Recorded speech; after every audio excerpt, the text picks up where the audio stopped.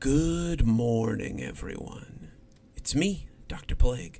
Thanks for joining me again for another installment of Cozy Horror. Today's topic will be creepy creatures. And boy, do we have quite a lot to choose from today. Starting out, let's start with an oldie but a goodie.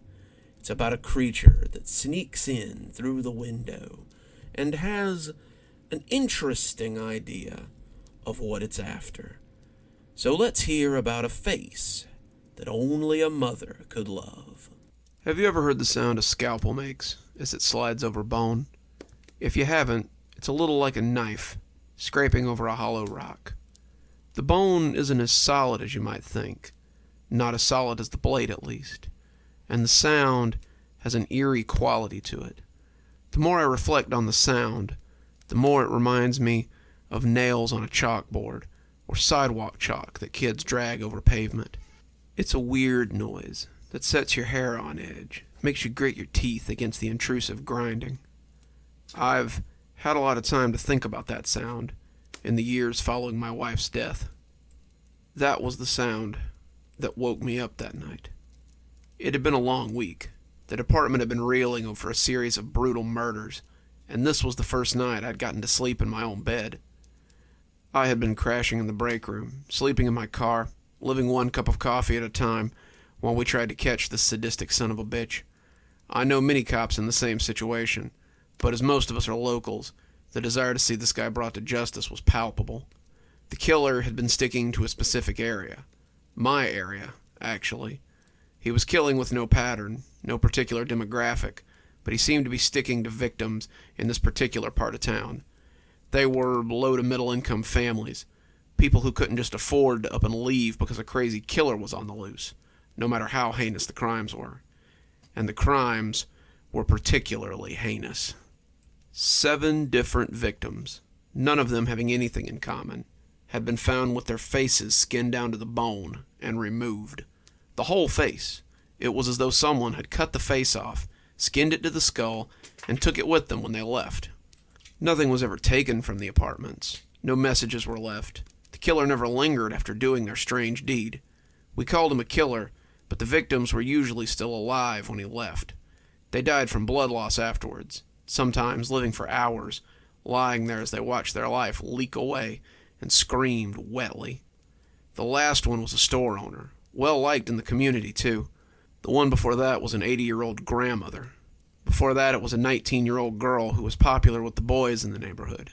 A bike messenger, a beat cop, an aspiring actress, a high school student who was once a beauty queen. None of these people had even known each other. There was no connection between them except for where they lived, and no one could find a single person that any of them knew in common. The only connection seemed to be that they were all well liked. I had been sent home that night, Captain telling me that I looked like crap and I needed to sleep in a real bed. My wife had been waiting for me. Captain Weems may have called her before I left, and the night had been a good one. She had saved me some dinner, roast, potatoes, things I liked, and we had cuddled on the couch as we watched something on Netflix. As tired as I was, I remember feeling warm just the same as I spent the night with her. When she looked up at me, her head pillowed in my lap, I remember thinking I was the luckiest guy in the world. When I fell asleep after a rather heated session of lovemaking, I found myself looking forward to the next day, hoping that we could catch this guy and get rid of some of the fear that was hanging around like a cloud. When I came awake, it was because of the scraping noise. Some nights, I wish I had just stayed asleep. I lay awake for a few seconds, listening to the scraping sound and wondering what it could be. It was such an alien noise, like a nail dragged across a window. There was an underlying sound as well, a low, muffled sound, like someone having a bad dream. I rolled on my side, thinking my wife was having a nightmare or something, and wanting to comfort her. She was prone to nightmares. Her childhood had been less than ideal, and I wanted to wrap her in my reassuring arms. I found myself unable to move, though. My whole body was heavy, my muscles unresponsive, and all I could do was lie there and listen to her soft groans and husky moans. I was trying to move, but this was different than the usual sleep paralysis somehow. This felt like being out of my body, unable to control it. Then my eyes tracked to the mirror that sat atop my wife's vanity, and I felt a scream hang in my throat like a piece of meat. I was choking on the scream as my mind tried to process what I was seeing. It was a dream. It had to be. Things like this didn't exist in the real world. This was a nightmare. Maybe I was even the one making these noises that I was hearing. This simply couldn't be happening. I was dreaming. I was nightmaring. I would wake up. This would all go away. The longer it went on, though, the more I concluded that it had to be happening. The thing reflected in the mirror was nearly 7 feet tall. It crouched in the bedroom, leaning over my wife, as it slid one long finger over her face. Its head was large, like a big gray baby doll head, with the face covered by a grotesque mask that looked plastered on. There was a spread of red around the mask's corners, and it looked stretched and frayed as it lay pancaked across the creature's face. The creature's body was gray, long and disproportionately slim, on a pair of spindly legs that disappeared below the corner of the bed. What interested me most, however, were the long gray arms that ended in pointy fingers. Fingers he was currently sliding over my wife's face. He was tracing that long finger along the same track, again and again, and I could just see a trickle of blood sliding down one of her cheeks as I watched helplessly. I could see a trench working its way through the skin, the blood beginning to run more freely as he went. His eyes, his overly expressive blue eyes, followed the finger's path as he worked, and I tried with all I had to break out of whatever held me. The too big head looked up from its work, and I realized I was shaking a bit as I watched him. His hand stretched out, impossibly long, and one of those claws came to rest in my ear. It was cold and wet, like a fish that's been plucked from a stream. Suddenly, my shuddering stopped, and I realized why I couldn't move. This thing had done something to me, had done something to my wife. I was forced to lay there and watch as he went about his work. The process was not quick. Whatever tool he had at the end of his wrist was dull indeed. He had to make the circuit for nearly an hour and a half, and my wife's muffled cries were beginning to become more pitiful.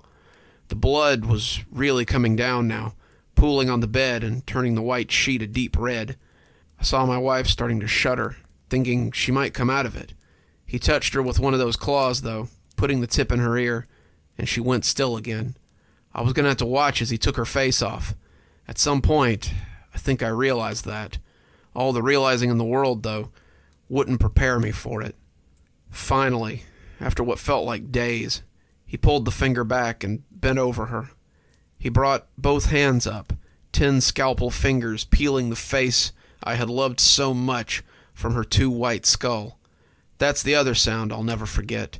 The sound of my wife's face being peeled away sounds like nothing so much as Velcro separating. I saw it in the murky glass as it came free. For just an instant, I could see the creature's face, too. It pulled off the old mask, and I realized too late that it was the face of the shopkeeper we had found a few days ago. It put the face in its mouth, and as it chewed, I could see a face like a swollen potato, its mouth like a carved jack-o'-lantern sneer. Its rubbery teeth chewed at the flesh as those eyes stared blankly into space. It had a pair of way too expressive blue eyes, and for a moment I thought they might have come from a doll. They looked at me suddenly, locked mine as I stared into the mirror. Those horrible blue eyes held my gaze for a count of 20 before it slapped the new face on with a wet chuck sound. Those eyes stared back at me through the eye holes of my wife's detached face, and the creature went out through the window without a second look. Those eyes peeking jealously out of my wife's face were the worst part, and that face haunts my dreams every night. By the time I could move, she was already dead. She came out of it before I did, though. She lay on the bed, gasping wetly and calling for me. I didn't know if she could see me. Did her eyes still work? She passed out a few times as she tried to turn her head, finally just laying in her own blood and calling for me softly. She wanted me to save her, wanted me to wake her up from this nightmare. She couldn't be dying in her own bed after having her face cut off. I began to get some feeling back in my arms as her voice trailed away. I could flex my fingers, but my arms didn't seem to want to work until after she had already slipped off. The light had begun to peek in by that time, and I fell out of bed as I scrambled for the phone. I told them everything. I told them about the creature. I told them about its long claws. I told them about the paralyzing dread. I told them how it had taken my wife's face and left out the window. Their response was to send me to a therapist, to give me time to grieve, to have me work with a hypnotherapist, to try to decide if I had actually seen something. I quickly learned that they didn't want to believe what I had seen. They wanted to believe that I had created this monster from my trauma. They wanted me to believe it too, but I wouldn't. I suffered through the bereavement period. I went to the therapists and told them what they wanted to hear. They wanted to tell me that the creature was a way for my mind to cope with what had happened. I knew better, though. I used that downtime to gain information about the creature. There wasn't much to go on. The crimes had all been committed within 2 blocks of each other, all in a central location, all in the part of town that housed several large apartment complexes. I asked around, seeing if anyone had seen anything like it, but I got very few answers. Some of the homeless people told me that they had seen something skulking about lately, but most of them were too strung out to be credible. A few of them led me to an abandoned underground station that had once been central to the area, but now stood abandoned. The homeless didn't stay there anymore, and if they did, they stayed there forever, or so they told me. After a month of bereavement, I came back with the information I had compiled. I was ready to hand it to the chief, but I returned to a very different environment. No one believed that I'd seen a monster steal my wife's face. I began to hear rumbles around the station that I was a suspect now. A 15-year officer had just laid there and watched his wife have her face taken off. Not likely. Seemed more likely that I had been out all night and come home to find her like that. It seemed more likely still that I was the killer, banking on the idea that my reputation would put me above suspicion. I didn't care. I knew what I'd seen, and I took my information straight to my boss. My boss, however, was in another camp altogether. Is this how you spend your period of mourning? I want you fresh, all this monster stuff out of your system. The others, they already think you're unhinged. The ones who don't think it, think you're the killer. You need to be careful talking about this kind of crap around here. Get back to your desk. You're on light duty until further notice. I don't want another word about this damn monster. I seized behind my desk, already planning my next move. If it was proof they wanted, then it was proof I'd give them.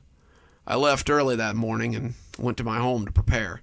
I packed a bag, took my service pistol, and a shotgun from the hall closet. The little pump action fit nicely in my camp sack, as well as a rope, a flashlight, and some trail bars.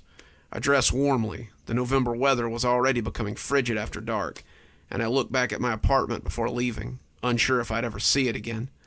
I glanced at my wife's portrait on the mantel, though, and it was enough to send me on my way. This creature wouldn't be wearing her face for long.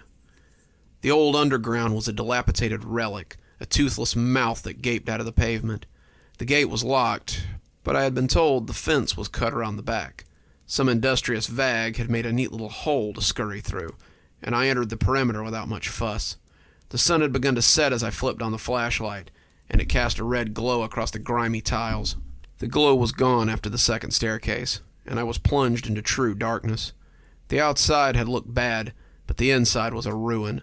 The tiles had been shattered in places, light fixtures hanging from a leaky roof, and a single train stood like a hulk on a dead track. There was a constant sound of dripping water, a constant sound of scurrying feet, and it was easy to imagine that this was what Bilbo Baggins had found under the Goblin Mountain. I found myself swinging my flashlight around at every sound, my years of cool police training melting away as I descended into the station. Near the tracks, I found a handprint that looked red with dried blood. I jumped down to the tracks without a second thought, drawing my gun and looking right and left. My light fell across a fainted smear going left, light red staining the side of the train. I decided that was my direction. I moved quietly, not wanting to tip my prey off. He could have been hanging over my head for all I knew. If he lived here, he could probably see in the dark, and bringing a beacon with me would be as good as screaming down the tunnel. As I moved, I had little doubt that he knew I was here. The deeper in I went, the worse the scuttling and the skittering became. I told myself it was rats, but how sure was I of that? How sure was I that the scrabbling I heard wasn't the sound of those sharp fingers scraping across the ceiling? How sure was I that that scrabbling was the sound of those equally long toes that I had never seen, gripping the pavement and moving his body along in a quiet scuttle? As I took another corner, I could swear that something big moved just out of my flashlight beam. I held it there for a count of 20 before turning away and continuing down the tunnel. The blood smears were all gone now, but I felt drawn deeper in as I took turns at random. It was almost as if I could hear my wife's voice calling me, and I had little doubt that he knew I was there now. I had even less doubt when he fell on my back, slamming my head down on the floor and sending my gun spinning out of my hand. I blacked out, and when I came to, I really wished I had died. I was laid across a metal bench somewhere deep in the tunnel. An eerie light lit the space, some kind of plant life maybe, and I found that I was paralyzed again. That was when my wife's face, a face made terrible by those two expressive eyes, loomed over me, and I'd have cringed away if I'd been able to move at all. It studied me, maybe it even recognized me, but its regard was terrible, as it came from a face I had loved so much. Her face was decomposed, rotting away as it clung to the creature's skull, and I felt something goopy fall onto my cheek as he leaned close to inspect me. I had only thought it couldn't get any worse. That was when he pressed that finger to the cleft in my chin. He began to circle, the claw digging against my skin as he slid the nail around and around and around my face. It didn't hurt at first. At first, it was little more than a discomfort, and I began to wonder how long he had been carving at my wife before I woke up. I stared at him, and he stared back, those baby blue eyes boring into me. His eyes were mesmerizing, terrifying, as they held unwaveringly still. As the minutes stretched into hours, I began to feel my face heating up. It was subtle at first, just a little warmth around my chin and forehead, but as the circling finger went round and round and round, I felt like someone was holding a lighter on my skin. I would have screamed, my flesh becoming seared, but I couldn't move, and my horror was trapped in my throat. I started to feel the blood as it slid down my cheek. First, it was just a trickle, a damp line or two, but soon it ran in rivulets. Soon I could feel my flesh parting from my skull. Soon I could feel that sizzling heat as it cut my skin, and I felt as though I might pass out. I had to. I must black out from this shock. There was no way that everyone was awake as he cut their living face from their body. It was impossible. It was sick. It was... He pulled the finger back suddenly, and I realized with real horror what was about to happen. All 10 fingers gripped my flesh, and I tried to pull away. Maybe I could still make it to a hospital. They could fix me. They could make this right. There was no way he was going to take my face. This wasn't how it was supposed to go. It wasn't supposed to... He gripped my face, and I heard that same Velcro ripping as my own skin came free of my skull. Then he devoured my wife's face as I watched, and slapped my own across the gore-soaked canvas that was his lumpy head. He hooted then. Hooted and cried in a strange, unknowable language. He turned to a deeper tunnel and cried out in pure pleasure as he fulfilled whatever ritual he was performing, whatever dark spell he needed these faces for. I hoped he would let me go now. I had lost a lot of blood, but maybe I could still get some medical attention. I felt groggy, but when I heard something struggling out of the depths of the tunnel, I felt something heavy settle into my guts. What fresh hell was this? Out of the darkness, lit only by whatever phosphorescence dwelled down here, came a hulking thing that slid on long gray limbs. It was spider-like, a massive gray blob that pulled itself along on something like tentacles. Each of them ended in the same hooked fingers as the creature. It lowered its equally mushy face to the creature, taking in the face he now wore, and I heard something speak in a voice made of broken glass. "Do's it please, oo mother? Do I please, oo mother?" it cried, and that voice was full of hope and terrible longing. The gray creature leaned in, seemed to contemplate for a long moment, before it opened its shapeless mouth and whispered a single horrible word in a language like snakes crawling across my naked face. "Ugly." Then it pulled itself back into the depths, and I heard the creature sobbing as it fell to its gray knees and wept. Then, suddenly I was running. My mind had set itself to autopilot, and my body and mind just couldn't take it anymore. Myself pushed against this thing in its terrible need, and my body propelled itself away before this knowledge could do my brain lasting harm. I ran and ran, blind in that lightless world, as the blood leaked down my naked face. If the creature came after me, then I never knew. If the thing that wore my face came after me, I never knew. I was running one second, the darkness pressing in all around me, and the next my world was full of light, and I was falling into oblivion. The next thing I knew, I was in the hospital, being told just how lucky I was to be alive. An undercover cop had followed me to the underground entrance, and had waited to question me when I came back out. When I didn't come out for several hours, he called in people to look for me. Those people had heard me screaming through the tunnels, caught sight of my faceless form in their flashlights, and caught me just before I fell. I had nearly died on the way here. I had simply lost too much blood, and my body was in some kind of shock. They had sedated me, my night terrors causing me to buck and scream, and I had spent nearly a week in the hospital bed. No one thinks I'm crazy anymore. No one thinks I'm the killer anymore. Certainly, no one believes I cut my own damn face off. I'm writing this as a warning to anyone living in the area. Get out. Leave your home, and get out. The creature has no rhyme or reason for his actions. He seeks only to gain something that I believe he will never find. I'm safe now, a faceless horror who will have to live his life with the knowledge I discovered under the city that day. But you needn't suffer my fate. Get away from the cheap side. Get away from the concrete apartments. Get as far from the city as you can, lest you be one more face for this monster to show his mother. Very spooky. I think our little face hugger there is going to have a lot of competition, but this next story definitely turns the heat up a little. We all have strange habits, and our parents are no exception. But what happens when the thing your parent collects is more than just a passing interest? Let's hear a story about baby teeth. Where are they? I sighed dramatically. Come on, Mom, really?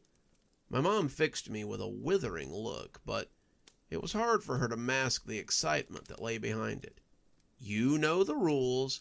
All your baby teeth belong to me. It's Mommy's rule. Always has been, always will be.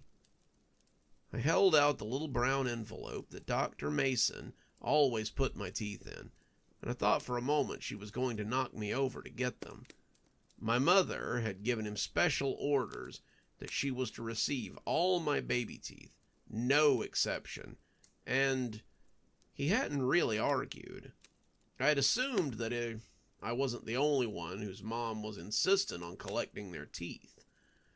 I talked about it with friends, and some of them said their parents had a gross obsession with keeping their teeth as well. It didn't really make a lot of sense to me, but maybe she was putting them in a baby book or keeping them for some kind of art project or something. Either one of those things made my skin crawl, but it was Mom's rule, and we always followed Mom's rules. Other than the teeth thing, Mom was pretty cool about most other things. She let me stay up till 10 o'clock at night, even when I was little. She usually let me pick out my own clothes, and she pretty much let me eat and cook whatever I wanted for dinner. I knew other people's moms who didn't do that, so I suppose it was okay for her to have some weird ideas about teeth if it meant I had a little more personal freedom. Mom shook the envelope, and I had to stop myself from cringing at the sound of the teeth as they rattled around inside. "That's the last two." "Yep," I said, smiling so she could see the holes where they had come out. "I guess all my grown-up teeth will be coming in now." She didn't say anything in response. She just kept shaking the envelope and smiling as we drove home. I should have lost my last two baby teeth about 1.5 years ago, but I suppose the last ones had really hung in there. I was getting ready to go into the 7th grade, and it seemed that I should have cast away the last of my childish things a long time ago. I was practically an adult now. At least that's what I thought at the time. I couldn't wait to be done with this whole baby teeth ritual of hers, so we could move away from these kid things and into something better. When we pulled up to the house, Mom went into her room with my teeth, like she did after every appointment. She always told me not to disturb her, and then spent the whole night in there doing whatever it was she did. I decided to go to my room as well, not really having anything else to do. Vicky sent me a text to see if she could come over, and I told her that it'd be fine. Mom would be in her room for the rest of the evening, after all, and I wanted to try my hardest not to think about what she was doing in there with my baby teeth. Vicky came in about 30 minutes later, flopping onto the floor of my room and pulling out her phone as we traded funny TikToks. She must have sensed that something was off because she asked me if everything was okay. "Still a little loopy from the dentist's office?" "No, I guess I'm just thinking about my mom and how she's obsessed with my teeth." "Yeah, my mom is constantly reminding me to brush, floss, not eat too much sugar, and all that stuff too. Nearly in high school, Mom. It's time to let me be my own person," Vicky said, as she sighed dramatically. "For sure, it's the way she has to obsess over every baby tooth. I mean, what could she possibly want with all those teeth?" Vicky turned to look at me, raising an eyebrow. "Run that by me again?" I told her about how my mom obsessively keeps all my baby teeth from every dentist appointment. And the more I talked about it, the more I could tell that it wasn't something that everyone's parents just did. Wow, no, that's psychotic. Why does she need all those teeth? Beats me. I guess I thought that everyone's parents did that. My mom might have kept the first couple of my baby teeth for her baby book, but I don't think she kept any of them after I was like 2 or something. About that time, I heard my mom's door open, and then she came hurrying out into the hall. She noticed the two of us sitting in my room and smiled as she greeted us, but there was something a little off about that smile. It looked worried and a bit manic, like she'd forgotten something in the oven, but she didn't want us to worry about it. "Victoria, so good to see you. I'll be out for a moment, girls. I've forgotten to pick something up. Please, while I'm gone, don't bother anything in my room, if you don't mind.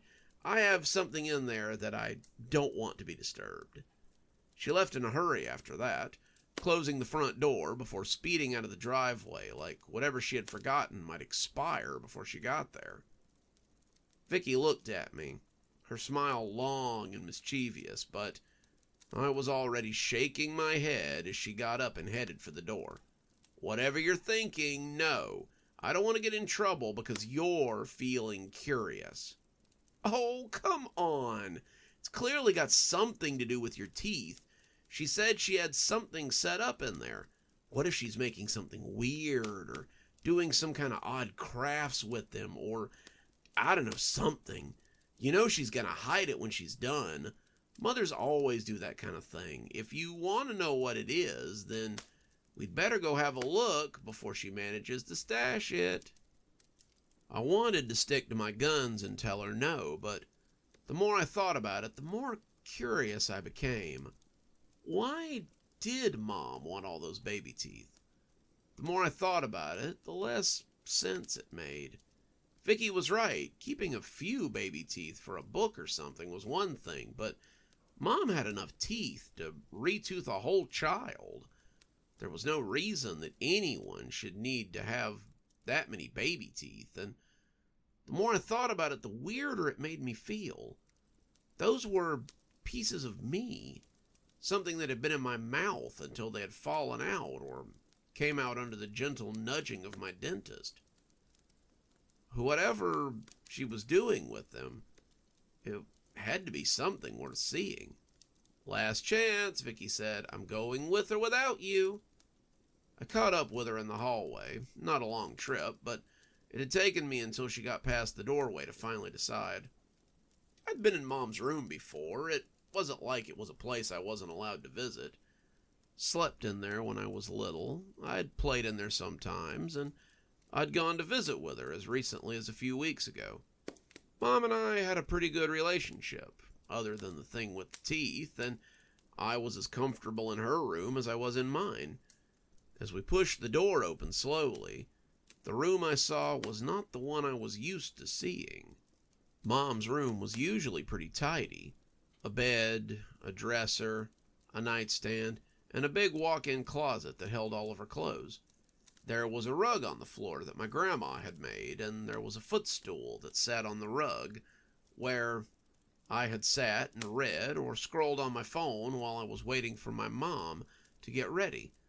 Mom had pushed the bed back and the rug aside, and the footstool was lying with its legs in the air in the corner. The weird shape drawn in chalk where the rug had been was definitely new. It wasn't as if my mom had drawn a pentagram on the floor or something. The shape she had drawn technically had no name that I was aware of. It was a collection of jagged and painful-looking lines, and kind of made my eyes hurt the longer I stared at it. Sort of looked like a W, but it had too many legs. It was inside a circle, which was inside a larger circle, and the space between them had more of those asymmetrical jagged lines that almost appeared to be carved into the floor. In the space between the jagged lines were my baby teeth. They had been set with the crowns of each tooth facing the floor, and the pointed legs of each tooth facing the ceiling, as if preparing to ascend.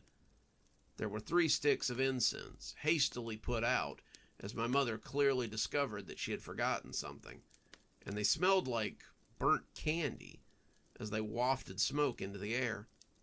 Vicky and I just stood there, staring at this for a moment, not really sure what to say. "What the hell?" Vicky asked. "What sort of voodoo shit is your mom up to?" I started to investigate, but that was when I heard the front door open and close quickly. I froze. It appeared that Mom had been quicker than I thought. I couldn't get back to my room. She would see us coming out of her bedroom and know we'd been snooping. I looked around and finally decided our only option was the walk-in closet. I grabbed Vicky by the shoulder and pushed her in, coming in as I tipped the door and hunkered as low as I could. "What are you?" Vicky started to bluster, but I shushed her as Mom came into the bedroom and slammed the door behind her. She hadn't even looked in on us. She had come straight back to her room so that she could start whatever it was she had going on. She immediately threw off the baggy dress that she'd been wearing and was bare beneath it. She lit matches and spread out 12 tea-light candles, which must have been what she was missing. Then she lit the incense, checked each of the teeth to make sure they were perfect, and then she began to chant. The chanting was low and guttural, something almost musical, but definitely primal. She swayed as she moved around the circle, scuffing the outer circle as she did so, but being careful not to touch any of the symbols or the circle inside it. Her chanting never got loud enough that it would have bothered me if I was in my room, and I couldn't make out anything she was saying if she was even speaking a language that I could have understood. Suddenly, a bright flash erupted over the symbols on the floor, and she wasn't alone in the room anymore. Something hung in the air, something wearing a dirty sheet, something with wings that looked like a multitude of flying insects. I could hear a mild buzzing coming from the creature, and there was a smell that made my teeth come together and grind. It was used dental floss, old toothpaste, and the metallic smell of used pennies. "Have you assembled the offering?" it asked, its voice like a swarm of bugs. "I have," she whispered, her voice edged with excitement. "What is your wish?" "Give me the girl who grew these teeth. Give me the baby girl who was once my darling angel. Give me the child that I nursed at my breast. That is what I desire." "What the hell is—" But I covered Vicky's mouth before she could give us away and begin to get hysterical. Vicky was a good friend, but she tended to get hysterical pretty quickly when things got scary. The creature didn't say anything. It just nodded, and with another of those bright flashes, my naked mother was suddenly holding a bundle. The bundle squirmed and kicked its little legs as it snuggled against my mother, and she looked down in absolute motherly adoration, the creature speaking to her for the last time. "If you wish to make another request, you know the price, and you know what you must give." My mother nodded frantically, thanking it for its generosity, and then the creature disappeared in a puff of acrid smoke. I wouldn't discover it till later, but all my baby teeth were gone, and even the chalk symbol that had encircled them had been removed completely. My mom sang to the baby as the two of us hunkered in the closet, trying to make sense of what was happening. After a few minutes, she glanced around fretfully before wrapping the kid in a blanket and scuttling off with her like a rat escaping with food. Vicky and I stayed in the closet for another 10 to 15 minutes, and when I finally felt courageous enough to poke my head out and sneak into the hall, I discovered that the house was empty. My mother had left the front door wide open, and she, the new baby, and her vehicle were gone. The door to the coat closet was also open, so I supposed that she had packed a bag in preparation. That was the last time I saw my mom. She escaped with the baby that she had wished for, and was never seen again. We had rented the house, so I suddenly found myself with nowhere to live and no one to take care of me at the ripe old age of 12. The police discovered that my mother had been living under an assumed name. Her social security card and identification were for a person that had died about 30 years ago. She had abandoned it as easily as she had abandoned me. The police said they would keep an eye out for her vehicle, but they didn't sound hopeful. My mom was gone, and now I was left alone. Thankfully, Vicky's family took me in. Her mother had always liked me, and they adopted me a year later. Vicky and I lived like sisters after that, and I found a family in her parents that I realized I'd never had with Mom. My cool mom now seemed more aloof and standoffish than anything. It wasn't that she let me pick out my own clothes or cook my own meals, because she felt like I needed independence. It wasn't that she let me stay up late or stay out after dark, because she was laid back. At the end of the day, she just didn't care about me, and I wouldn't understand why until I met someone very special a few years later. When I was 17, about 4 years after my mom suddenly abandoned me, a woman came to the door and told me she was my older sister. Her name was Janice, and she had a very strange story to tell me. About the time I turned 6, Mom suddenly didn't really find me as interesting as she had when I was a baby. I didn't understand why she kept my baby teeth either, but I assumed that every parent kept their kids' baby teeth. Then, one afternoon, I came in and found Mom had abandoned me. Her bedroom looked ransacked, her clothes thrown into trash bags, and then left behind. She took only the essentials, and then she left. But something else I remember that stood out oddly to me were the bags on the bed that were full of old baby clothes. She laid them out like she'd been trying them on something, and then she had taken what she wanted and left the rest behind. Left me behind. I told her what Vicky and I had seen, Vicky backing me up because it sounded so god-awful crazy that I just knew she wouldn't believe me. She nodded, seeming to come to terms with what I'd told her, and smiled at me. I bet you have a lot of great memories from when you were a kid. These memories probably peter off right about the time you turned 4 or 5, right? Mom was great. She let you stay up late. She let you cook your own meals and wear what you wanted, but it was all a lie. Mom didn't give a shit about me, not after I stopped being young and cute. I wouldn't have even known you existed if I hadn't taken one of those 23andMe tests. It said I was related to Mom, of course, but it also pulled your name and the name of someone else. I'm guessing right around the time you got ditched, Mom got a new baby. She's somewhere out there, and I bet she's already collecting baby teeth again.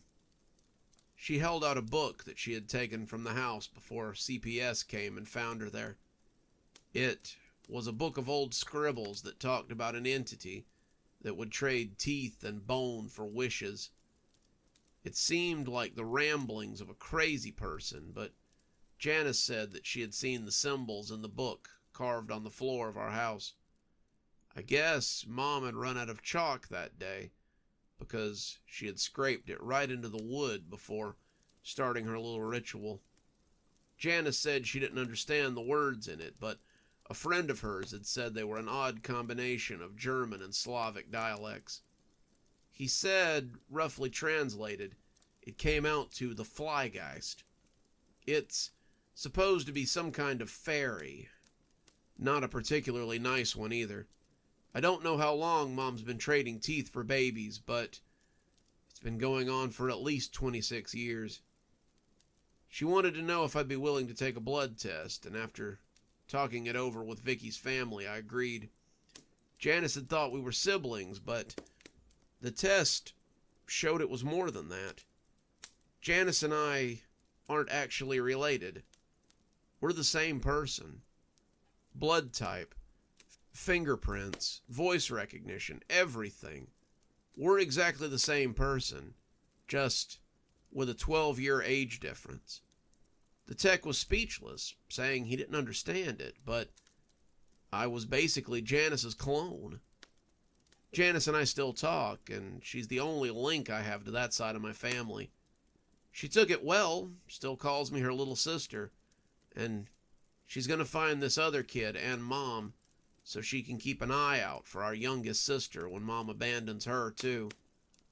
I'm in college now, working on my bachelor's degree in English and foreign languages, but something keeps me up at night as I study a little more into some of the things inside that journal.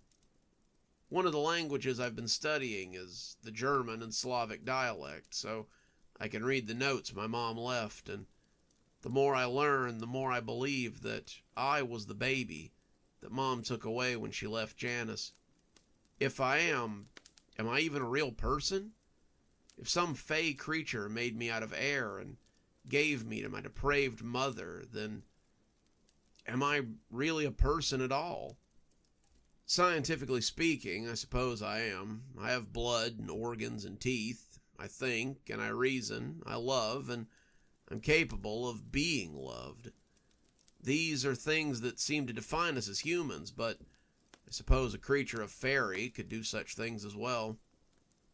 I don't know what to make of any of this, but I suppose there's a lesson in being very careful with the parts of you that you discard. You never know who might find them, and who might find them valuable. Ugh, Anything to do with teeth is always just a little bit squeeby. I don't know, man. I don't know. This next one centers around a beverage that's very close to my heart, and the monsters it unlocks are anything but genial. Perhaps, maybe, it even pulls the veil away from someone who was unaware of exactly what resided around them. But, without further ado, let's hear a story about black coffee. I don't know what I'm going to do. They won't stop pounding on the door. They won't stop calling my name. And before long, someone with keys is going to come along and unlock my office. I don't know what to do. Completely out of my element here. And all my brain can come back to is that coffee. The coffee. The goddamn coffee. "First cup of the morning?" he'd asked, and all I could do was smile at him. He must be new. Because if he'd been here longer than a week, he'd know how often I show up to this machine. I stood before the coffee pot like a worshiper at the altar, and as the savory black liquid spilled into the pot, I felt my mouth water at the thought of coffee. First cup. Yeah, right. I started my day with the taste of warm, fresh brewed coffee. As I'd cooked my breakfast, I'd had another, savoring this one a little, as I never did the first cup. And as I sat down to catch up on my emails, I drank a third as I ate my breakfast. I'd had another one on the way to work, savoring the aroma as I sat in traffic, and now it was time to get a cup before I sat down for another day of work. First cup. Try fifth.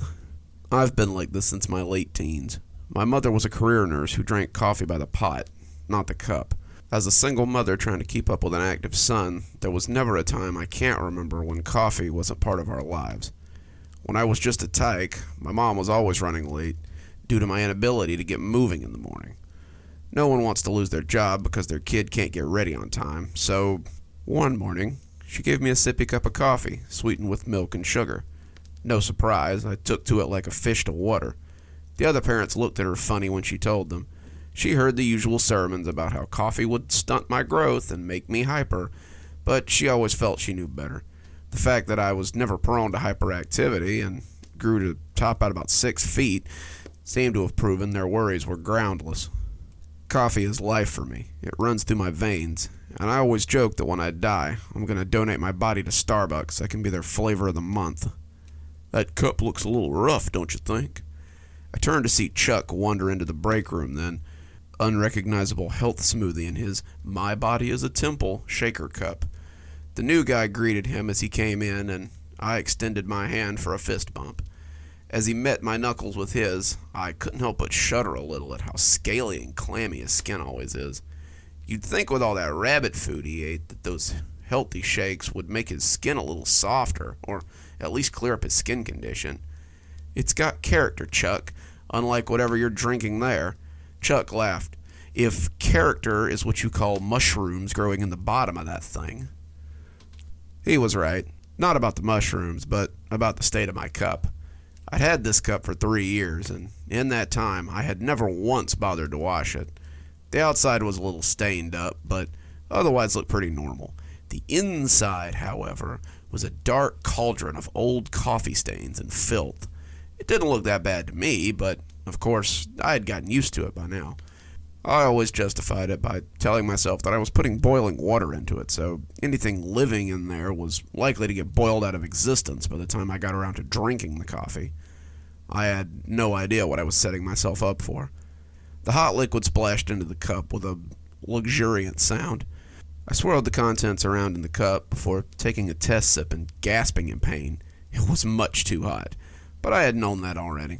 I talked with Chuck a few more minutes, and when Mr. Ryan strode into the break room, we all said our goodbyes and left for our desks.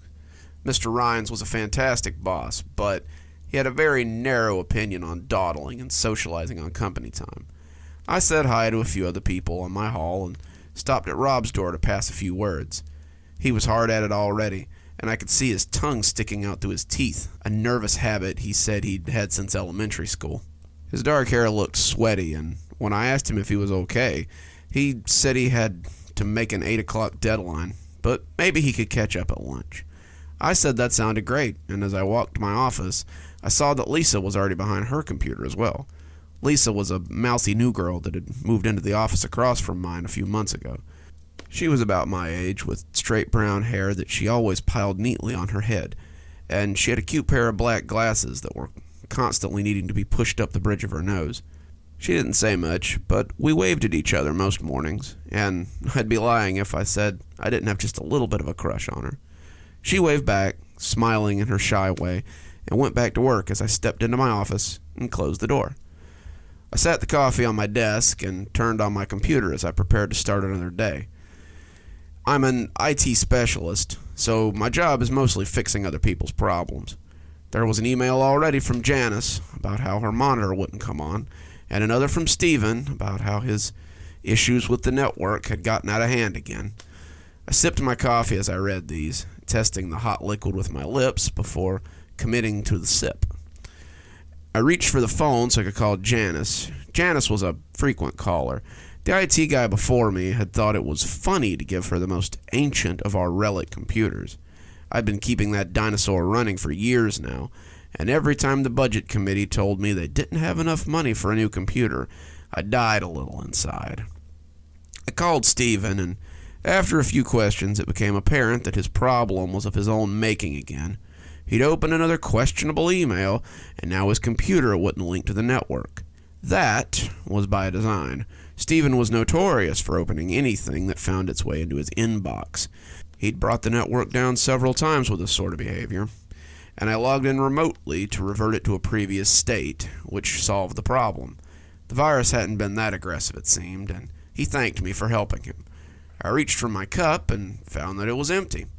I'd been sipping the coffee while I was on the phone with Steven, and I'd drank more than expected, I guess.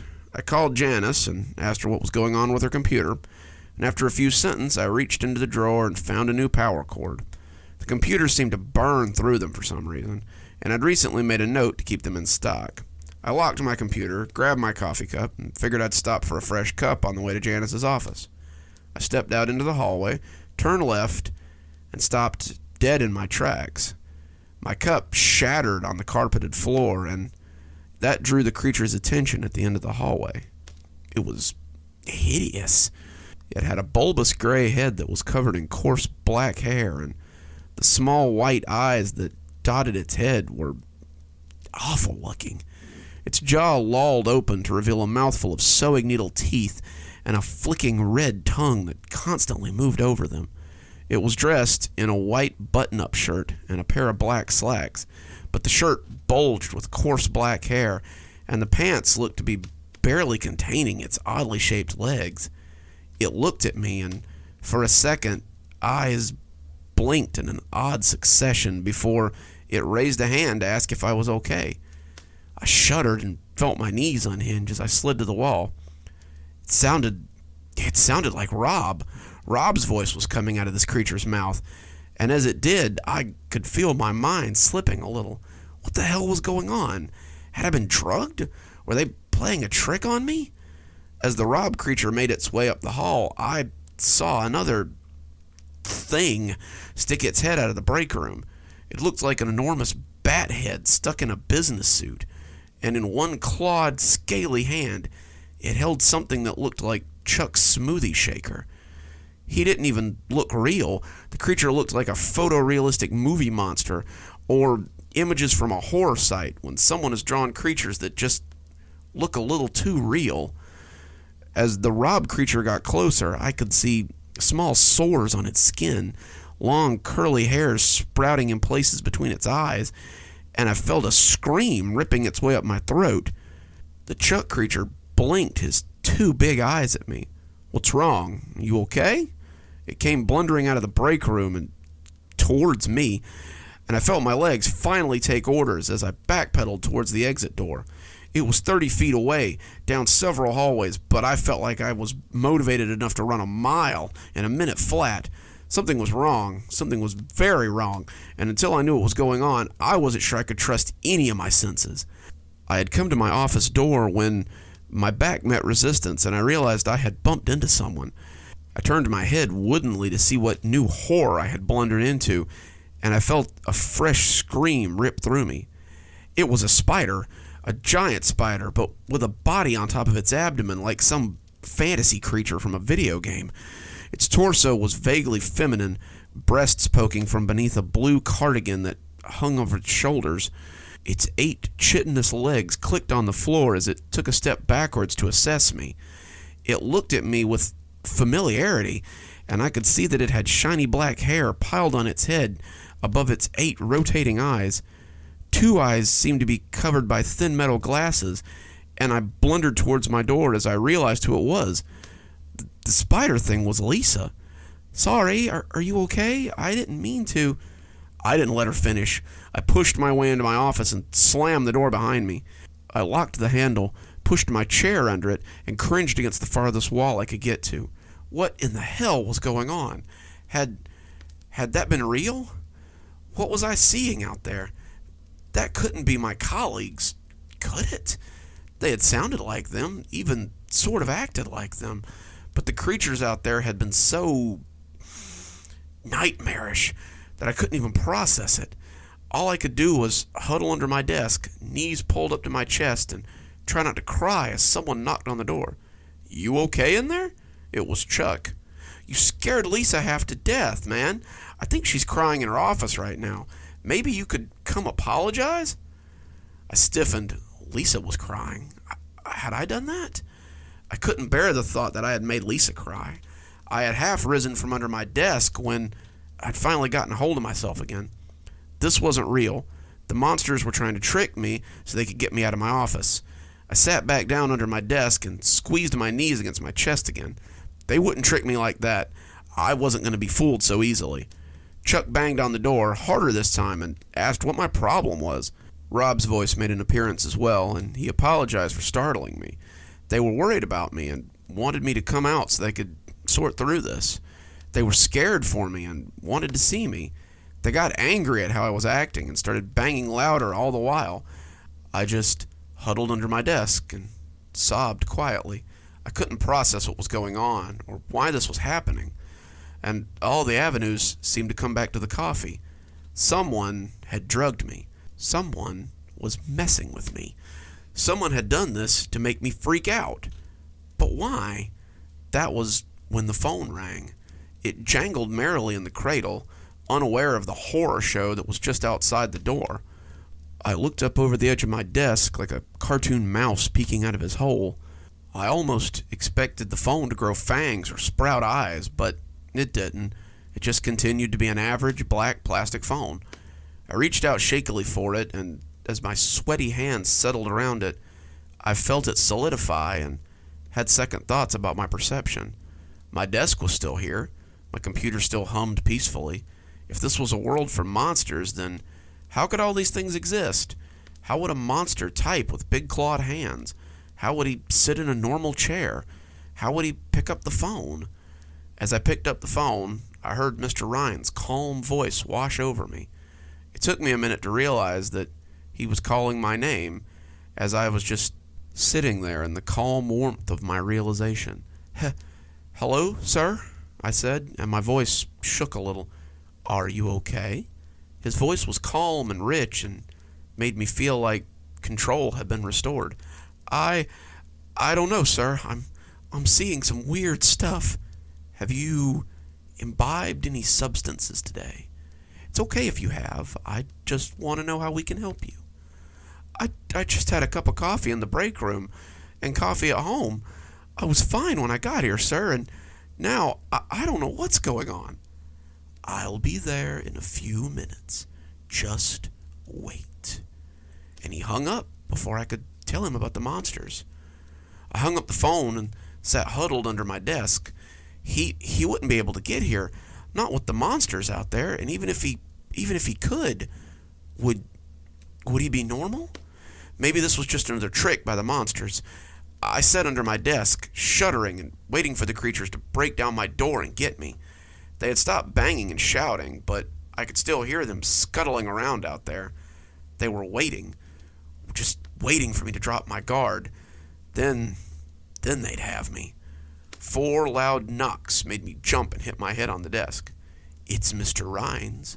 Open the door, please, so we can talk about this."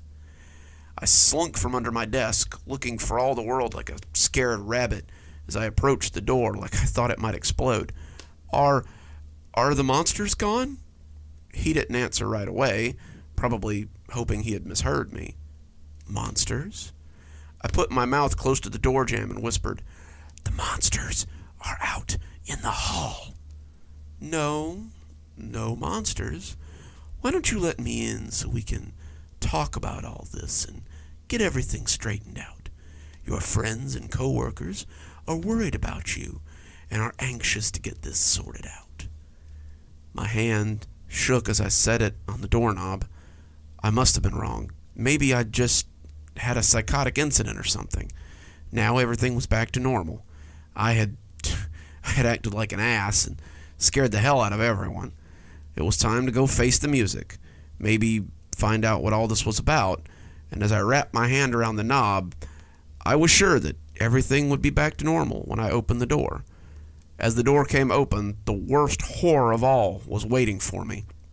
He was a demon. His skin was the color of burnt pork and was awash with cracks and blisters that opened and oozed as he stood before me. His hands were cruel claws sprouting from the cuffs of his Armani suit, and his wings extended like a miasma behind him. His face was a wide, lolling mouth, eyeless and earless, with a massive set of ram's horns that curled above the door jamb as he hulked in it.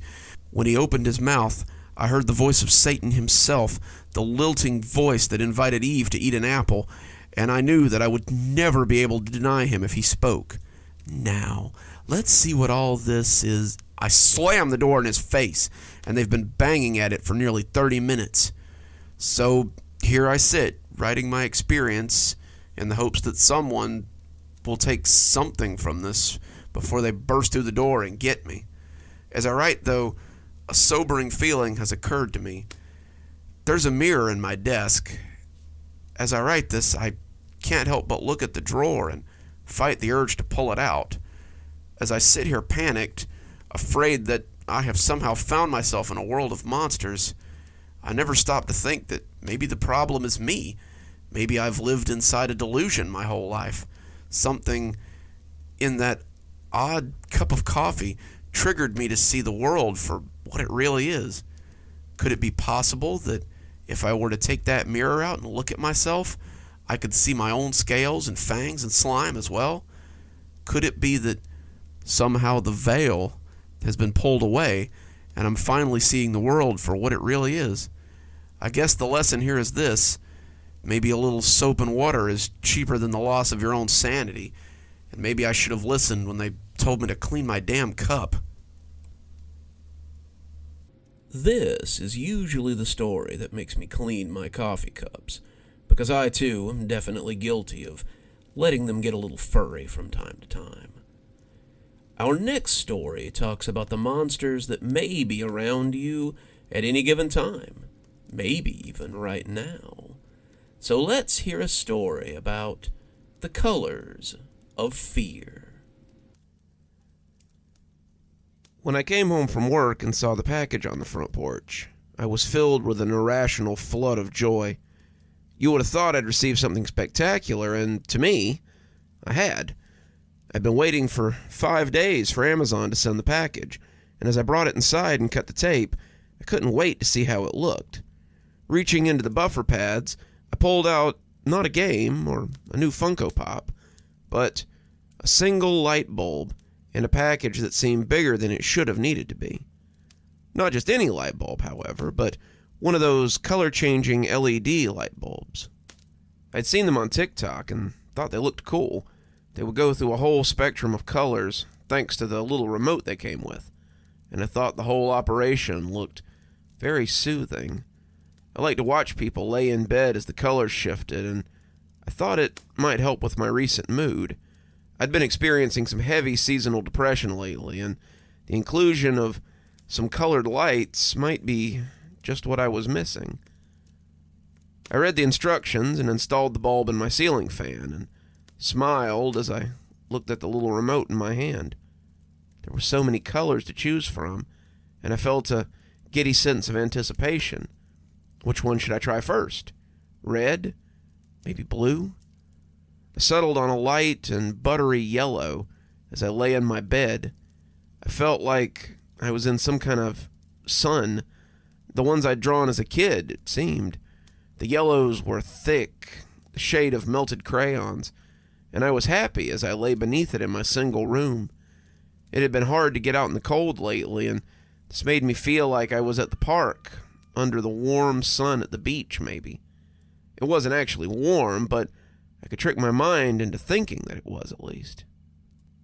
I lay there for a few minutes, just soaking up the faint sunlight before I got up and went to my computer. As I logged into World of Warcraft for a little gaming, I looked at the remote and decided on a different color. As I explored in the game, I changed the colors to depend on where I was going. The rusty red of Orgrimmar, the deep green of Stranglethorn, the light blue of the Undercity, back to the sunny yellow for the Barrens, and so on and so on. The bulb had a color for every occasion, it seemed, and I really enjoyed playing with it as the evening progressed. I fell asleep that night under the soft, dark blue of a night sky, and I slept better than I had in a long time. In my downtime the following week, I found myself playing with the light, trying out the different colors. I discovered a button for mixing colors and found myself making color combinations that turned my room into all kinds of different shades. I found I liked a few of them. The blue and green combination reminded me of the undersea videos I'd seen on Discovery Channel when I was a kid. There was a red and yellow of the deep desert, the purple-blue of icy peaks, and I found myself lying in bed some evenings after work and just trying different combinations. I fell asleep on Thursday night, the soft blue and deep purple making me think of glaciers, and woke up to a nightmare. I opened my eyes and found myself floating in a room that looked smeared with blood. The walls seemed to hold strange shadows, the reds and blacks mingling like filth in a morgue. But that wasn't the worst of it. The worst were the creatures. They were dirty white that was almost translucent, their eyes like lamps as they stared at my prone form. I wasn't sure what to make of them at first, and I wondered if I was dreaming. If I was, this was the most realistic dream I had ever had. Their bodies were long and narrow, like pale reeds, and other than their eyes, they seemed devoid of features. There were two of them, one in the corner by my desk and the other perched in the junction of the ceiling and wall. We stared at each other for some undeterminable amount of time, and I was nearly convinced that I was actually dreaming when my phone chirped and lit up on the nightstand. All three of us looked at the light, and when I looked back at them, the one in the corner of the ceiling had dropped soundlessly onto the floor. The skin around the bottom of his head seemed to rip open to reveal a double row of buttery yellow teeth. His fellow creature did the same, and as the two stalked closer to me on their noodly-looking arms, I whimpered and reached for the bat that I kept beside my bed. As I turned, I must have rolled over on the remote. As the bulb changed back to the same buttery yellow I had basked in on the first day, I came up with the bat out in front of me to find the room devoid of nightmare creatures. I turned it back to the normal fluorescence and looked around in a panic, trying to figure out what had just happened. I was still awake when the sunrise lit the windows, and I wasn't sure I'd ever sleep again with the image of those creatures thumping around in my head.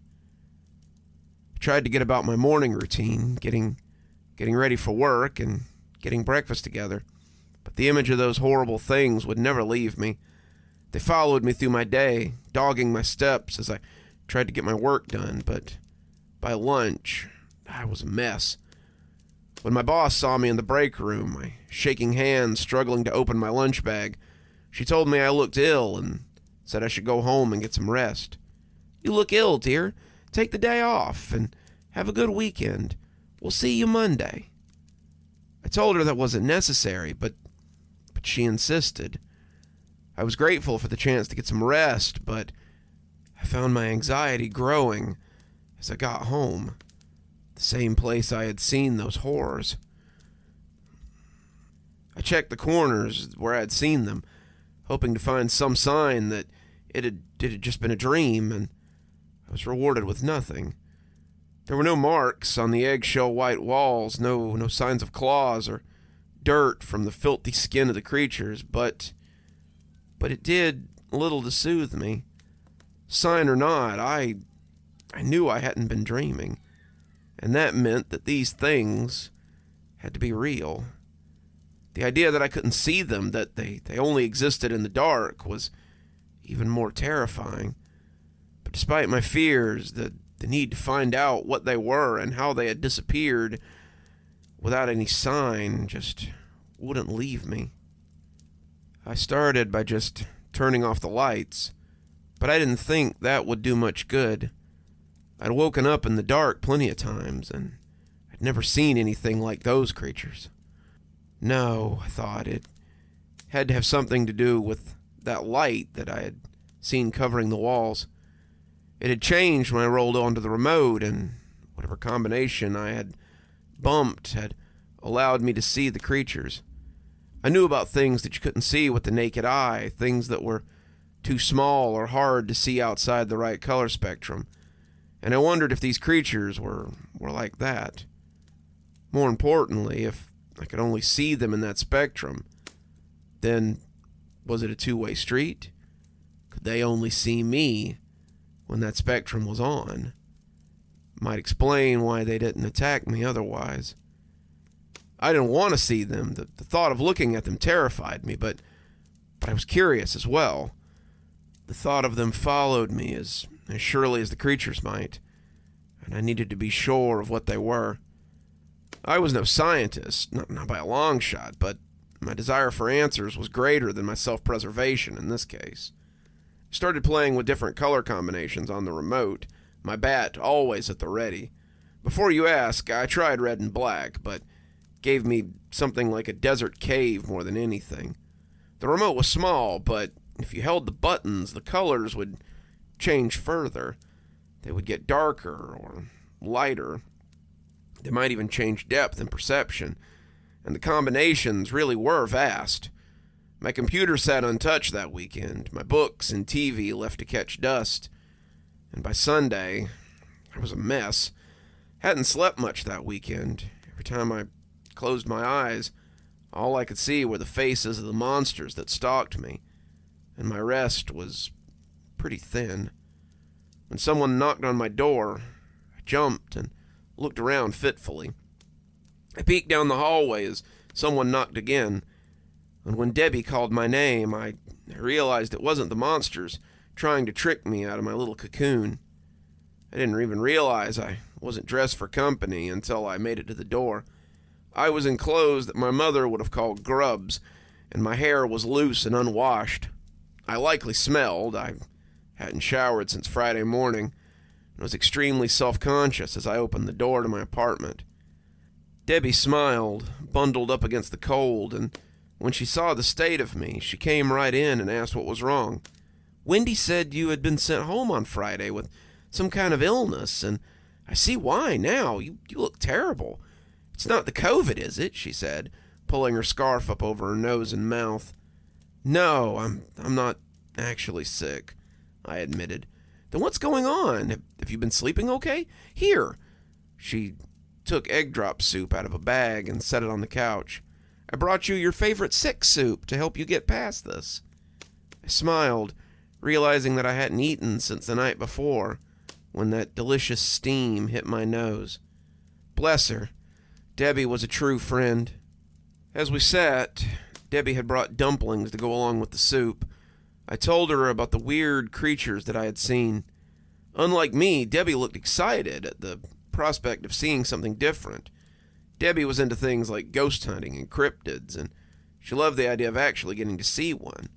"Oh my gosh, you gotta let me help. Come on, we'll have a picnic in your room. If this is making you sick, I want to help you see it through." I was glad for her help, but I didn't want to get her caught up in the same crap I was likely getting caught up in. Debbie was my best friend, and the thought of the creature getting her too, all thanks to my damn curiosity, was something I would rather avoid. Debbie, however, was not taking no for an answer. We took the food to my room, and I showed her the remote and the bulb. Debbie scratched her chin as she looked at the buttons, asking if I was sure it was red and black, as she started working through the settings. When I woke up, it was definitely red and black, but it was different. It was greasy looking, ethereal, not quite real. It was like a dream. That's why it took me so long to realize I was awake. Debbie started changing the colors in quick succession, the colors dancing as they went through the spectrum. I was afraid she would burn it out, the colors changing too quickly for my liking. But she just shook her head at me. She said it was fine. They were meant to sustain these kinds of things, and it would speed it up if she just kept flipping through. So we sat there, eating and flipping the lights at an almost nauseating pace for the next few hours. The sun went down and the moon came up, and as I lay on the bed and played on my phone, I realized it was almost midnight suddenly. I had to go back to work the next day, and I told Debbie I needed to get to bed. Look, I appreciate your help, but I've got to be up early in the morning. Just a little more, Debbie said, the lights still dancing by. I know I can do it. I rolled over and shook my head, reaching for the remote. Look, I appreciate your help, but I just don't think it can be done. She moved a little away, still flipping through the colors as I reached, and as I came off the bed, she scuttled a little further back. Come on, just a little longer. You can be a little tired tomorrow in exchange for a good night's sleep, right? No, Debbie, I'm tired. I need to... I grabbed the remote, Debbie pulling back, and that's when it fell over us. I don't know how, but we were both suddenly enveloped in the aura of dirty red and black light. The walls oozed like fresh blood. The dark hung around them like smog, and I was suddenly aware that we weren't alone. There were more than two this time, their numbers nearly a dozen, as they clung to the walls and the ceiling, like grisly insects. Debbie's mouth hung open, her scream stuck midway up her throat, and I realized this had likely not been what she was expecting. As their mouths split their faces, their teeth huge, my hands shook and my stomach dropped. They fell on us then, and I rolled under the bed without thinking. Debbie's scream came out, loud and strong, and I pulled my knees to my chest as I tried to think about what to do. They were killing her. They were killing my best friend, and the only thing I could think of was changing the lights back. It had worked the first time. Maybe it would work now. I looked around, finding the remote on the ground, but as I reached for it, I saw the giant yellow eyes find me. One of those noodly arms came reaching for me, and as my fingers found the plastic face, I pushed the first button I could find and snatched it away from the sharp teeth of the creature. The light turned to something like normal before it popped loudly, and I was left in darkness. I got out my phone and switched on the flashlight, looking around and finding nothing but the ruined remains of our picnic. By the light of my phone, I discovered that the creatures were gone, but I also discovered that Debbie was gone, too. I've ordered another light bulb, but it won't arrive until tomorrow. I paid for express shipping, but I don't know if that'll be soon enough to save Debbie. I don't want to see those things ever again, but if there's a chance that Debbie's still alive, I have to find her. She wanted to help me, and now it's my turn to try and help her. So be careful with your new light bulbs if you buy one. You may see more than you bargained for, and you may lose more than just the cost of shipping. One more story for you, and then I think it's time for so long. But I've kept a particularly creepy creature for end. A creepy creature that often haunts many of our dreams. Having to work overnight at any given job. But of course, that's not the focus here. but we'll learn a little bit more about what lurks in the depths behind the machinery as we take up the night shift at Braxton Moore. The job wasn't fancy, but it would pay the bills, and that was what I needed right then. I'd graduated high school a few years ago, and no sooner had I thought about entering the job market than COVID hit and shut a lot of the world down. Suddenly, most of the things I would be qualified to do would make me a non-essential worker, so I decided to make my mom happy by going to college. She wanted me to take the time and get a degree or a certificate or something, but after 2 years and 2 changes of major, I had very little to show for my efforts. My counselor, after scowling at my file for a few minutes, finally sighed and said something to me that I'll never forget. Some people do well in school. To some people, this is a chance to engage with peers and better themselves, but this isn't the case for everyone. I feel like you may be trying too hard to be something that someone else wants you to be. Why not go out and live a little? Come back when you decide what you might like to be. Mom didn't much care for that answer, and she said if I was planning to drop out of school, then I would need to help with the bills. Dad was retired, and Mom was getting ready to retire. The last thing they wanted was another useless mouth to feed. So, started looking for a job, but the list of potential positions wasn't very long. I didn't want to flip burgers or wash cars or something I'd have to fight high school kids for, but I didn't have the skills for anything like maintenance work or coding. I didn't have the job experience for anything that wasn't entry level, and when they asked if I'd be willing to work nights, I said I would. When the site I was using sent me a list of potential jobs, I grimaced at the 6 names. Not a lot of options, but I suppose there had to be something there. There were 2 fast food jobs, so they went out.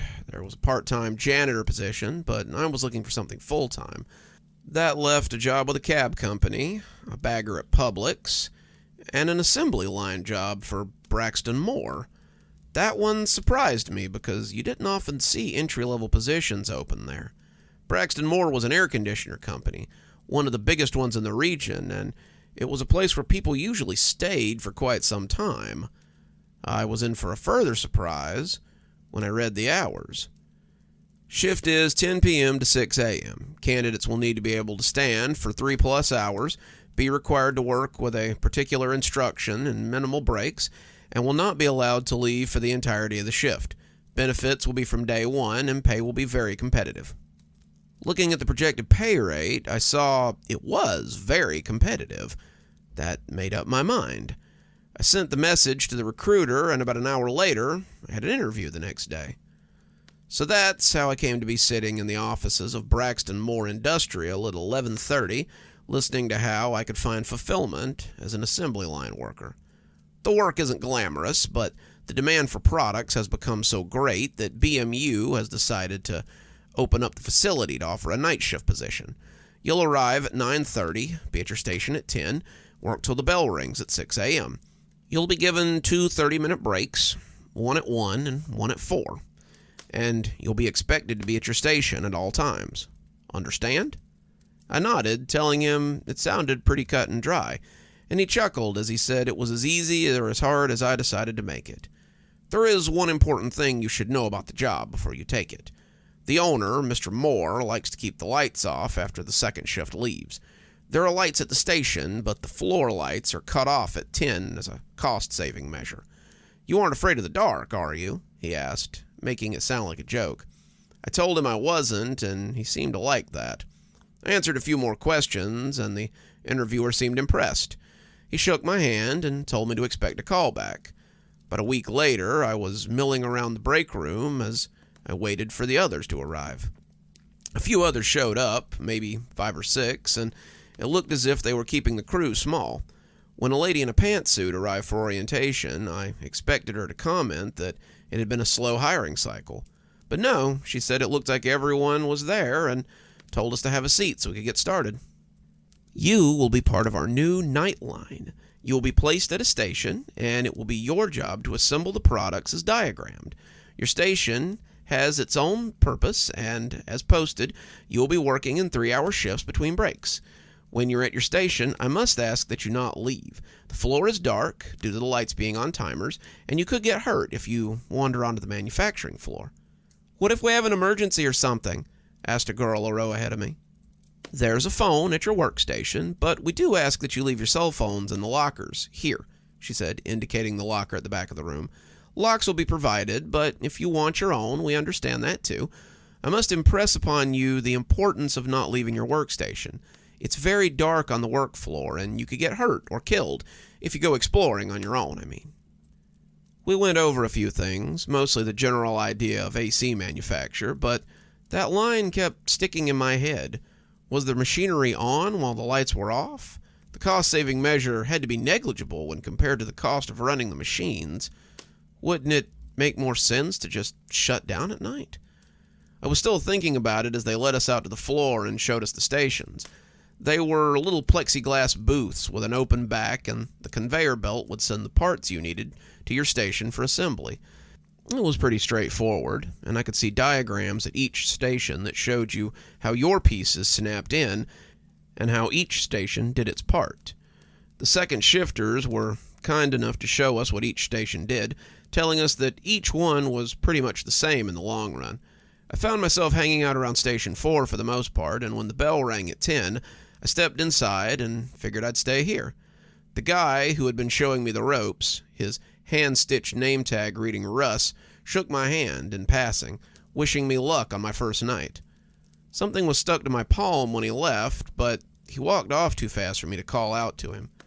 Then suddenly, the others were scrambling to get to their positions, and we were getting ready to start our first night.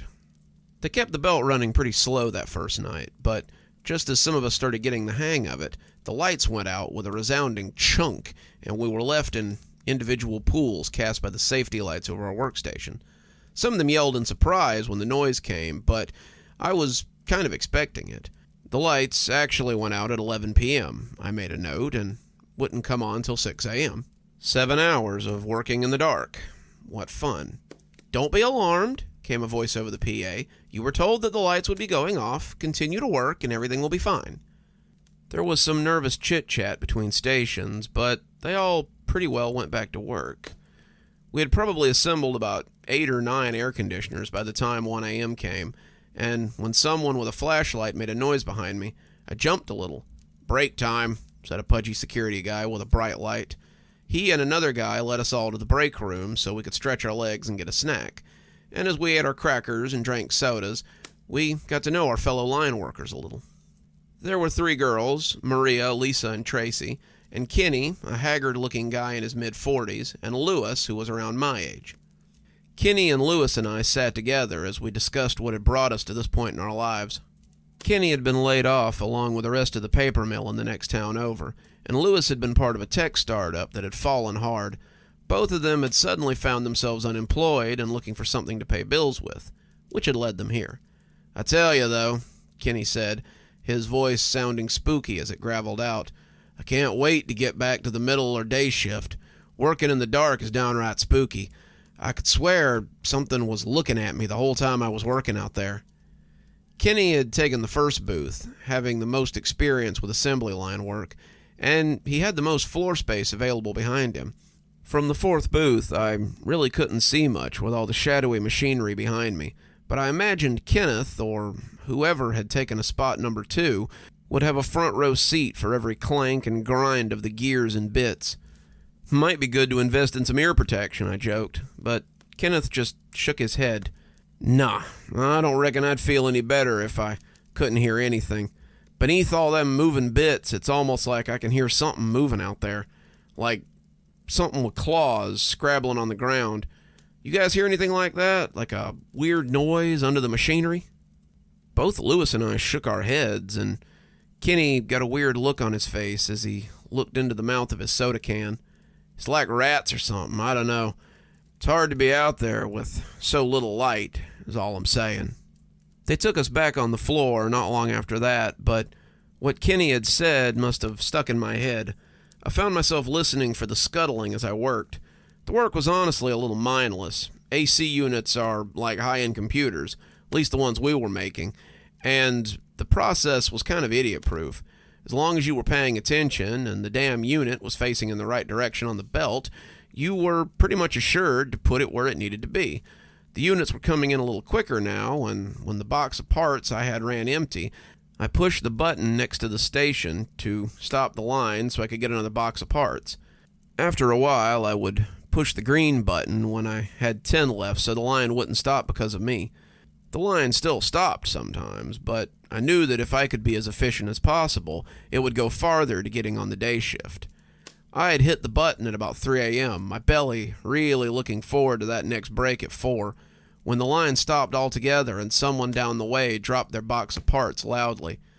I heard parts and pieces scatter, the worker apologizing to the guard who had brought it to her, and as the sound of the line died down again, I looked into the gloom of the factory and thought I heard something out there. There was definitely the clang of metal and the whir of moving parts, but there was something else out there too. A smaller sound, a skittering sound, and as I fixed on it, I saw something else, a pair of coal red eyes that looked at me through the gloom. We locked eyes for a moment.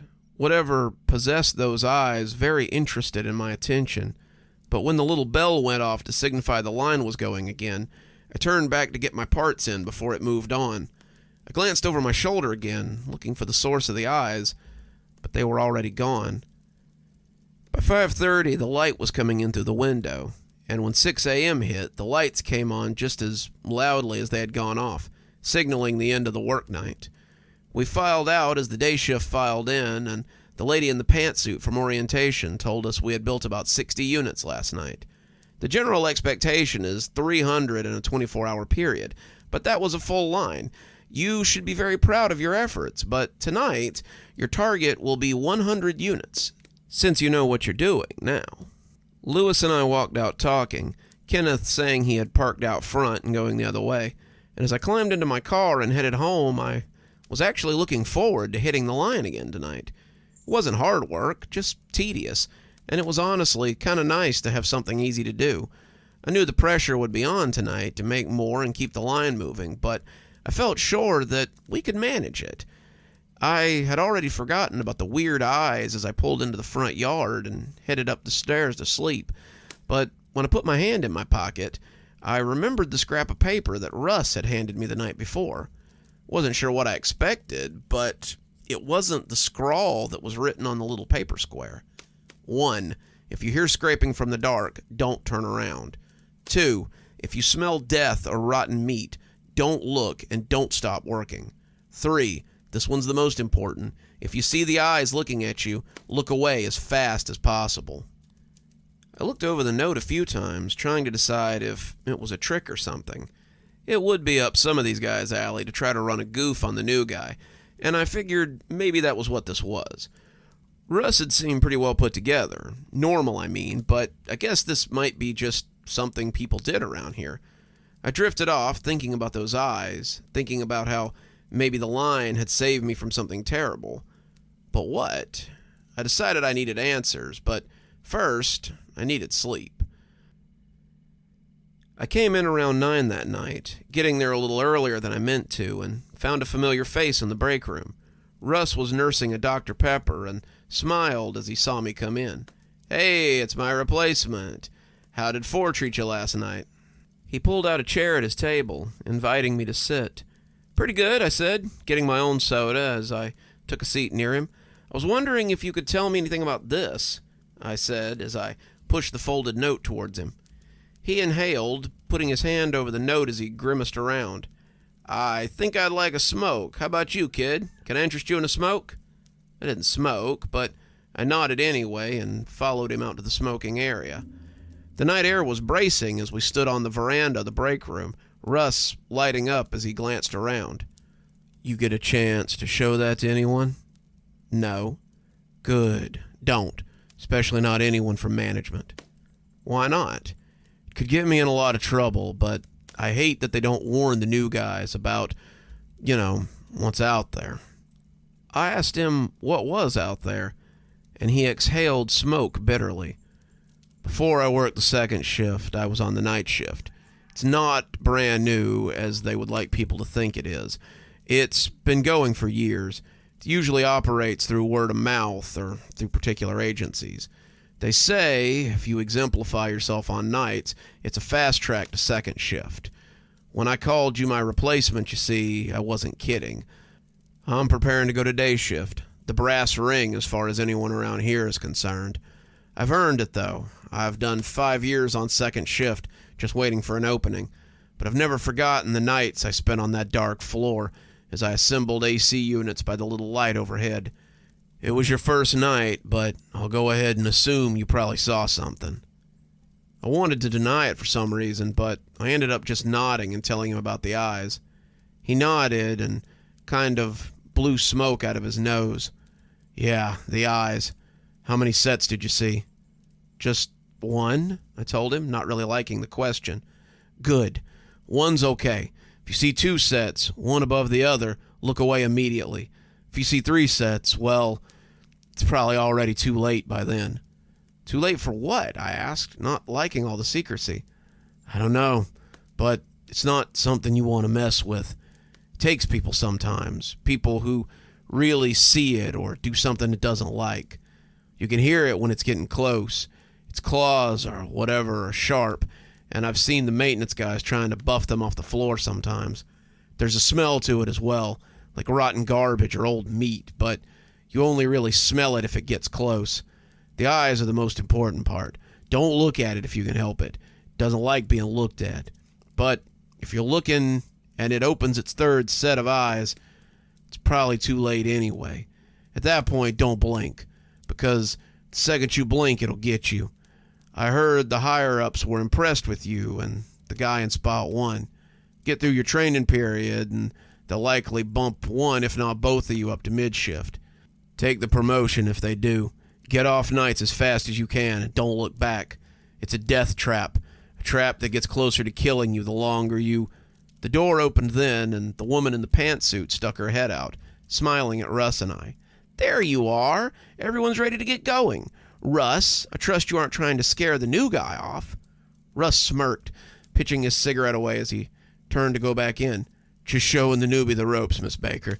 He's got a good head on his shoulders. I want to make sure he makes it to mid-shift.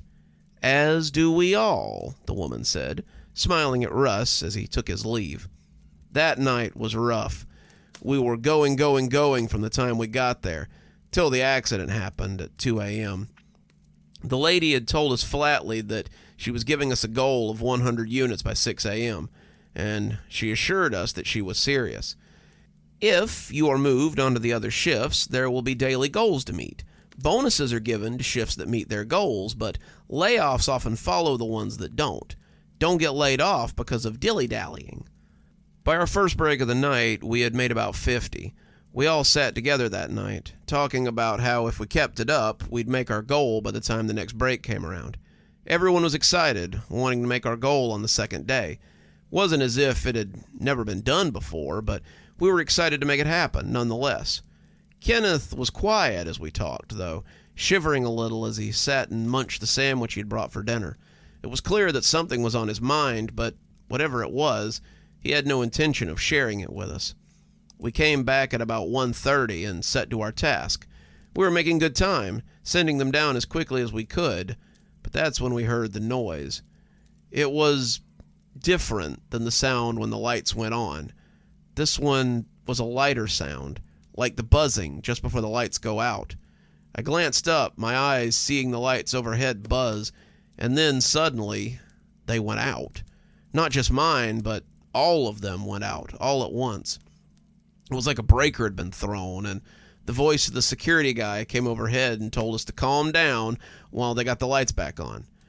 I heard the chit-chat erupt further down, even the winking of an illegal cell phone as the flashlight came on. But I kept my eyes on the line. I remembered Russ telling me about the eyes and the claws, and I was afraid to look too hard into the shadows. I heard something as the machinery powered down slowly, a noise on the edge of hearing. I heard the light scamper of nails, and my spine nearly tingled. As the machines came to a halt, the clicking sounded thunderous without the noise to cover it. It was quiet, like mice feet, but sounded to me like fingernails walking across bricks. It clipped along like a whole procession of fingers, and I wondered if there was more than one. I kept my eyes forward, the clicking going past, and that's when I smelled the smell. Russ hadn't done it justice. It was like roadkill in the sun, like the piles of guts my grandpa used to leave outside the slaughterhouse after he butchered a deer. And as it moved past, the cloud settled over me. It took everything I had not to gag, and as the cloud went away, I heard others comment on it.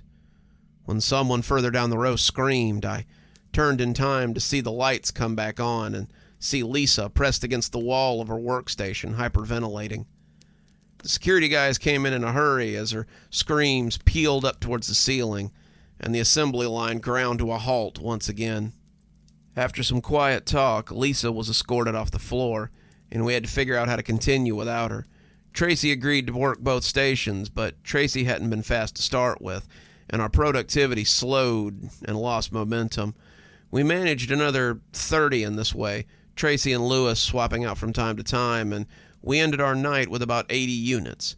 The woman seemed pleased that we had made it so close after losing a person, but when I saw Lisa in the parking lot after I got out, I realized I wanted to know what had set her off. Had she been sitting out here for the last 4 hours? Did she not have a car of her own? "You okay?" I asked, coming to sit beside her at the bus stop. She nodded, sniffling a little as she looked at her shoes. I don't think I'm coming back tonight." "Why?" I asked. We had never been close. I don't think I'd ever actually spoken to her before now, but she seemed willing to talk as we sat on the cold bench by the bus stop. I had my phone out, using the light. I knew I shouldn't, but I took it on the floor. I turned around, wanting to take a picture to post later, just a joke post. But when I snapped the picture, I found something else. It was shadowy. I couldn't see it very well, but it was terrible, she said with a shudder. It was like a scuttling tumor with too many teeth.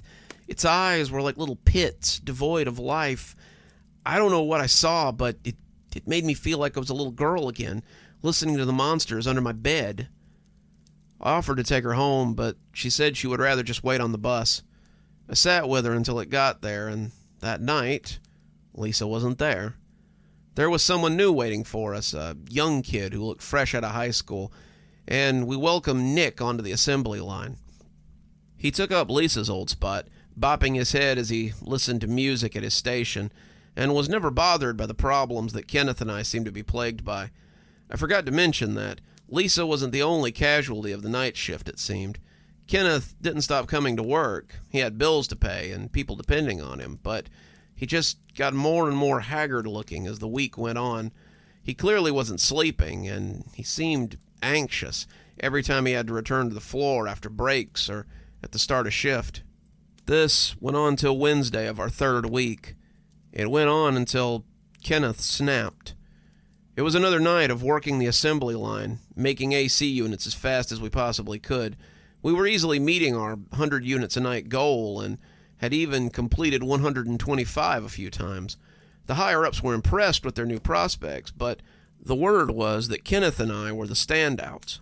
The talk was that at the end of the first month, Braxton Moore was planning to extend jobs to the standouts on the floor, and my name was on the list next to Kenneth's. If he had just held out for another couple of days, Kenneth would have been free of the demons that haunted his night. It was about 3:30 in the morning, and the noises had been worse than usual. The skittering had gone back and forth since 8 o'clock, and the smell had been something constant. Security had claimed there was a dead raccoon in the vents or something, but I think most of us suspected it was something else. More than a few of them had noticed the smell, if not the clicking nails, and the eyes that sometimes found you were hard to ignore. We were all doing our best to ignore it when Kenneth suddenly loosed a primal scream and made us all jump. "Go away! I'm sick of this! I'm sick of all of this! I'm gonna kill you!" he yelled, fists balled as he stalked into the darkness. He ran off into the gloom, and before I could think better of it, I went after him. Lewis and Kenneth had become something like friends to me in the last few weeks, and I couldn't let Kenneth go off and get himself killed. I ran after him, the dark closing around me, but I had stumbled about 50 feet on the floor and hit my head on something as I went down hard. I lost a couple of minutes, but I realized how much I had nearly lost when my vision cleared. There were 2 sets of open eyes hovering over me, and the third had just slid open. The creature towered over me, standing on a body covered in long, twitching fingers, grinning down at me with a mouthful of needle-sharp teeth. His body was lumpy like a giant potato, but his teeth were just as sharp as Lisa had said. His eyes were burning pits with smoldering coals, all of them staring at me as I lay on my back, my head throbbing. I nearly lost before it even started, but I remembered before the pain could force a wincing blink out of me.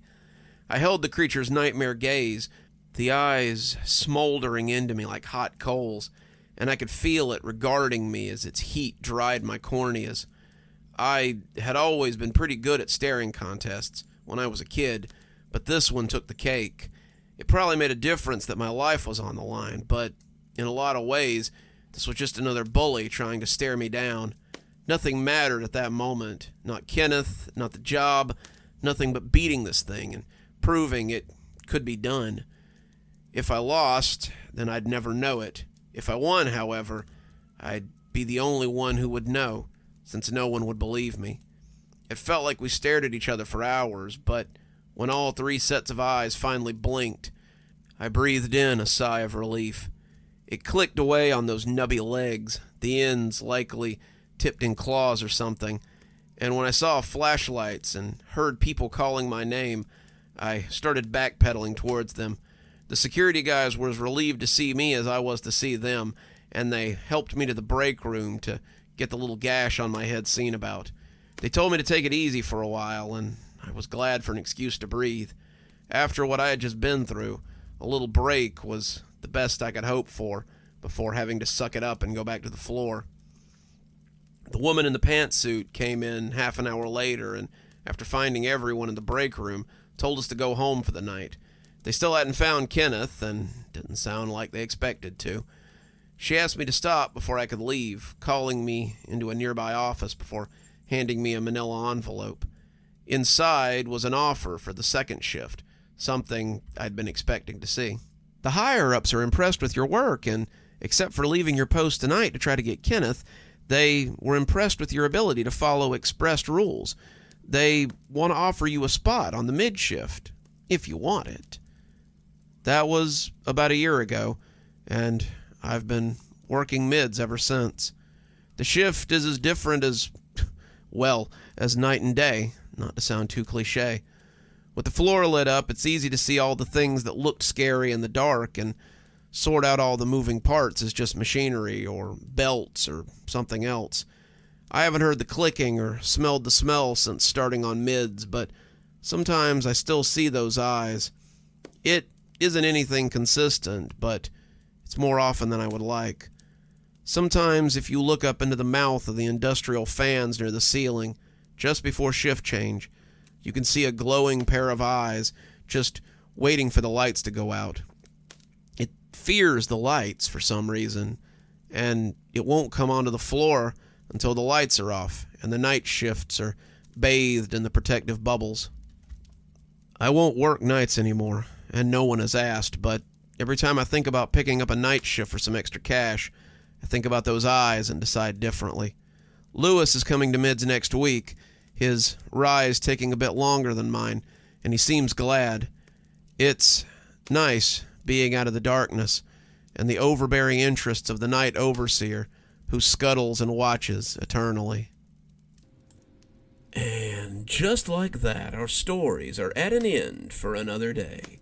But don't worry, I'll be back tomorrow with more great tales and more amazing adventures here on Cozy Horror.